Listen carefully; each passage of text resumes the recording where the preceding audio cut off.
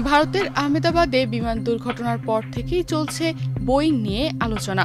একটা কোম্পানি যেটার ডানায় ভর করেই কোটি কোটি মানুষ প্রতিদিন পাড়ি দেয় হাজার মাইল পথ। কিন্তু আপনি কি জানেন, সেই বোয়িং এর ইতিহাস জুড়ে লুকিয়ে আছে একের পর এক ভয়াবহ ট্র্যাজেডি। উড়াল দেওয়ার পর ফেরা হয়নি যাদের, তাদের গল্প বলতে গেলেও বুক কেঁপে ওঠে। আজকের এই ভিডিওতে আমরা তুলে ধরব 1977 সাল থেকে শুরু করে বর্তমান সময় পর্যন্ত বোয়িং নির্মিত বিমানগুলোর কিছু মারাত্মক দুর্ঘটনার চিত্র, যেগুলো কেবল প্রযুক্তিগত ব্যর্থতাই নয়, নানান প্রশ্নের জন্ম দিয়েছে বিশ্বব্যাপী।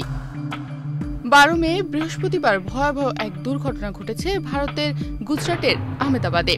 সর্দার প্যাটেল বল্লভভাই বিমানবন্দর থেকে উড্ডয়ন করার কিছুক্ষণের মধ্যেই বিধ্বস্ত হয় এয়ার ইন্ডিয়ার বোয়িং 787 ড্রিমলাইনার। বিমানটির গন্তব্য ছিল লন্ডনের গ্যাটুক বিমানবন্দর। বিমানটিতে ছিলেন 242 আরোহী। বিমানটি উড়াল দেওয়ার কয়েক মিনিটের মধ্যেই একটি ছাত্রাবাসের ওপর বিধ্বস্ত হয়। তবে প্রশ্ন হচ্ছে, এটাই কি প্রথম? না, মোটেই না। 20 শতক থেকে শুরু করে এখন পর্যন্ত বিশ্বের সবচেয়ে ভয়াবহ উড়োজাহাজ দুর্ঘটনাটি ঘটেছিল স্পেনের টেনেরিফ বিমানবন্দরে। 1977 সালে কুয়াশার মধ্যে একই রানওয়েতে KLM এবং প্যান এমের দুটি বোয়িং 747 উড়োজাহাজের সংঘর্ষ ঘটে। এতে 583 জন নিহত হন।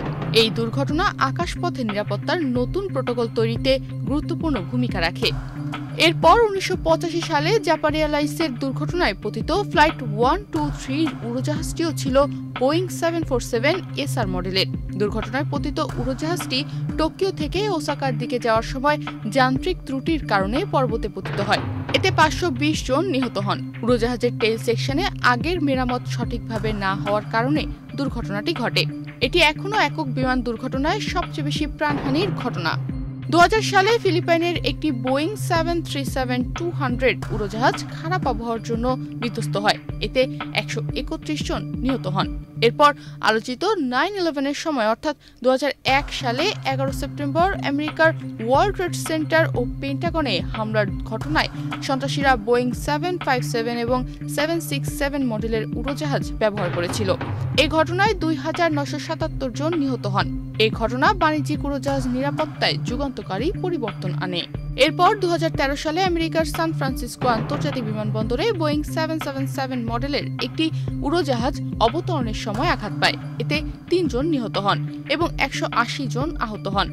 2014 সালে নেদারল্যান্ডসের আমস্টারডাম থেকে কুয়ালালামপুর যাওয়ার সময় পূর্ব ইউক্রেনের আকাশে ক্ষেপণাস্ত্রের আঘাতে বিধ্বস্ত হয় বোয়িং এর একটি উড়োজাহাজ। এতে 298 জন নিহত হন। তদন্তে জানা যায়, রুশ সমর্থিত বিদ্রোহীরা উড়োজাহাজটিকে ভূপাতিত করেছিল। এরপর 2018 সালে ইন্দোনেশিয়ার রাজধানী জাকার্তা থেকে উড্ডয়নের পর মাত্র 13 মিনিটে লায়ন এয়ারলাইনের ফ্লাইট 610 সমুদ্রে বিধ্বস্ত হয়। এই দুর্ঘটনায় 89 জন নিহত হন। তদন্তে দেখা যায়, উড়োজাহাজের অ্যান্টি স্টল সিস্টেম ভুলভাবে সক্রিয় হয়ে গিয়েছিল, যা উড়োজাহাজটিকে নিচের দিকে টেনে নেয়। পরের বছর অর্থাৎ 2019 সালে ইথিওপিয়ান এয়ারলাইন্সের ফ্লাইট 302 ইথিওপিয়া থেকে কেনিয়ার রাজধানী নাইরোবি যাওয়ার পথে উড্ডয়নের 6 মিনিট পর বিধ্বস্ত হয়।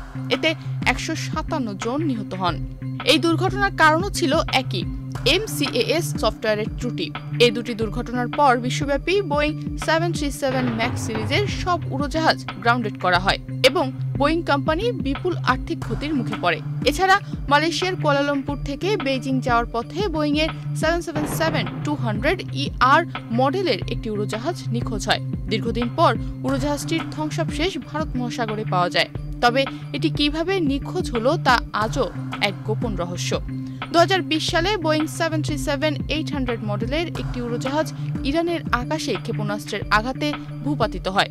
এতে 176 জন নিহত হন। ইরান এটি ভুলবশত ঘটিয়েছে বলে স্বীকার করে। একটার পর একটা দুর্ঘটনা, একটার পর একটা প্রশ্ন।